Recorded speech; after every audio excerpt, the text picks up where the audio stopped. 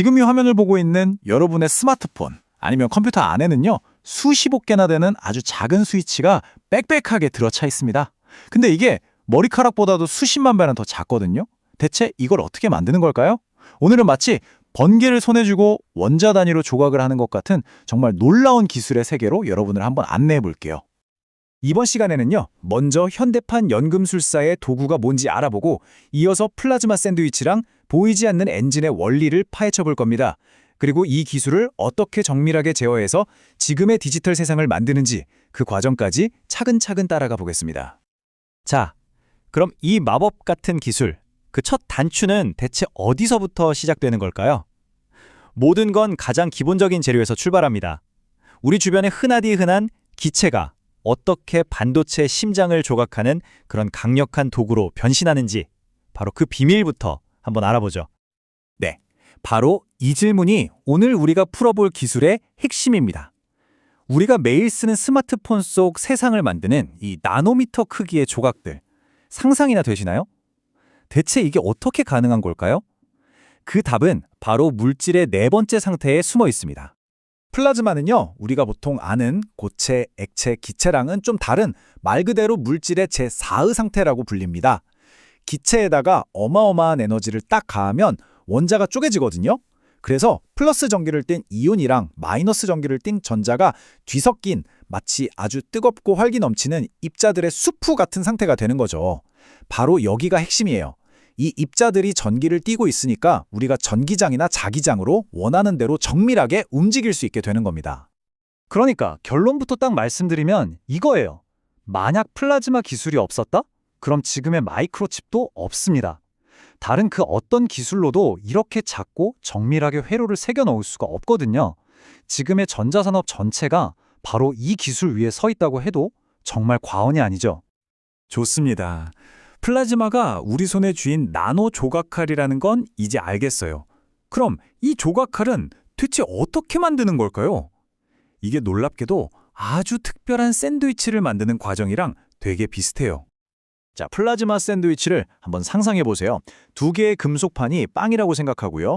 그 사이에 아주 옅은 농도의 가스를 속재료처럼 넣는 거예요. 그리고 이 빵 양쪽에다가 고주파 전압을 팍 걸어주면 그 사이의 가스가 이온화되면서 뜨끈한 플라즈마, 즉 샌드위치의 속이 만들어지는 겁니다. 이게 바로 용량성 결합 플라즈마의 가장 기본적인 원리입니다. 근데 사실 진짜 마법은요, 플라즈마의 가장자리에 생기는 아주 얇고 눈에 보이지도 않는 층에서 일어납니다. 여기가 바로 이 모든 과정을 움직이는 숨겨진 엔진 같은 역할을 하거든요. 플라즈마는 전기 입자들의 모임이잖아요. 그래서 어떤 표면에 닿으면 그 경계에 쉬스라고 부르는 얇은 막 같은 걸 만들어요. 그리고 이 쉬스 안에는 아주 강력한 전기장이 생기는데 이게 바로 이온들을 표면 쪽으로 가속시키는 발사대 역할을 하는 거죠. 아, 근데 진짜 재밌는 건 이 시스가 가만히 있질 않아요. 고주파 전압 때문에 눈에 보이지 않을 정도로 엄청나게 빠르게 진동을 하거든요. 이 움직임이 마치 보이지 않는 피스톤처럼 주변 전자들을 계속 밀고 당기면서 에너지를 공급하고 플라즈마가 식지 않도록 계속 뜨겁게 유지시켜주는 겁니다. 보이지 않는 엔진이 쉴 새 없이 돌아가는 것과 똑같죠? 이 쉬스는 단순히 플라즈마를 가둬두기만 하는 게 아니에요. 더 중요한 역할은 이온들을 약 20에서 40볼트라는 아주 딱 맞는 에너지로 가속시켜서 표면으로 총알처럼 쏘아보내는 겁니다. 에너지가 너무 강해서 표면을 부수지도 않고 또 너무 약해서 흠집도 못 내는 게 아닌 바로 이 정밀하게 제어된 에너지가 나노미터 단위의 섬세한 조각을 가능하게 하는 핵심 비결인 거죠. 자, 지금까지는 어떻게 작동하는지를 봤잖아요.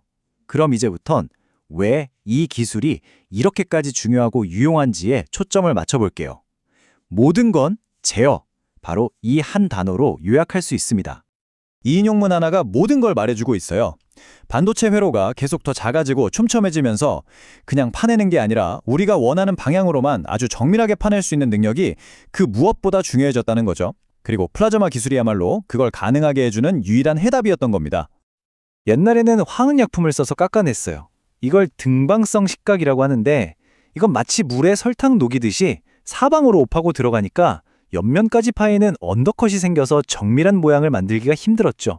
하지만 플라즈마를 쓰는 이방성 식각은 완전히 다릅니다. 이온들을 오직 수직 방향으로만 떨어뜨려서 아주 반듯하고 날카로운 도랑을 팔 수가 있는 거예요. 그리고 이 그림을 보시면 그 차이가 그냥 한눈에 들어오죠. 왼쪽 A를 한번 보세요. 마치 숟가락으로 흙을 푹 판 것처럼 둥그렇게 파여서 정밀함과는 거리가 멀어 보이죠? 이게 바로 예전 방식입니다. 그런데 오른쪽 C와 D는 어떤가요? 플라즈마에서 가속된 이온들이 마치 수십억 개의 보이지 않는 망치처럼 오직 수직으로만 내리쳐서 완벽하게 반듯한 벽을 가진 깊은 협곡을 만들어냈습니다. 이게 바로 현대 반도체 기술의 심장, 이방성 식각입니다. 그런데 엔지니어들은 여기서 만족하지 않았어요. 이온을 수직으로 쏘는 것만으론 부족해. 이온의 개수랑 이온 하나하나의 파워를 따로 조절할 수는 없을까? 이런 고민 끝에 나온 답이 바로 두 개의 다른 주파수를 동시에 쓰는 거였습니다. 높은 주파수로는 플라즈마 자체를 만들어서 이온의 양을 조절하고요. 낮은 주파수로는 이온을 가속시켜서 그 힘을 조절하는 거죠. 이렇게 양과 힘을 따로따로 제어할 수 있게 되면서 우리는 이전과는 비교도 안 될 만큼 훨씬 더 정교하고 복잡한 구조를 만들 수 있게 된 겁니다.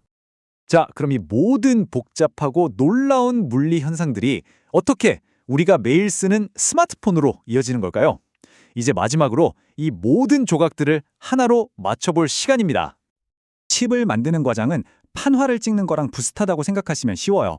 먼저 실리콘 웨이퍼라는 도화지 위에 재료를 얇게 쫙 깔아줍니다. 그 위에 회로 모양대로 구멍이 뚫린 스텐실, 즉 마스크를 덮어요. 그리고 바로 이 단계에서 플라즈마가 등장해서 마스크로 가려지지 않은 부분만 정밀하게 깎아내는 거죠. 마지막으로 스텐실을 싹 떼어내면 우리가 원했던 회로 모양만 완벽하게 남게 됩니다. 이 과정을 수백 번씩 반복해서 3차원의 복잡한 칩을 완성하는 거예요. 결국 이 용량성 플라즈마 기술은 디지털 시대를 조각하는 최첨단 조각칼이라고 할 수 있는 거죠. 이온 하나하나의 에너지를 마음대로 제어하는 이 놀라운 기술 덕분에 우리는 원자 몇 개 높이의 층을 쌓아 올리면서 과거에는 상상 속에서나 가능했던 복잡한 반도체 구조를 지금 현실로 만들어내고 있는 겁니다. 이 기술 정말 놀랍지 않나요? 하지만 우리는 여기서 멈추지 않을 겁니다. 앞으로 원자 몇 개 크기의 회로를 만들어야 하는 시대가 올 텐데 그때는 또 어떤 새로운 플라즈마 기술이 필요하게 될까요? 번개를 조각칼로 사용하는 인류의 도전은 이제 막 새로운 장을 열고 있습니다.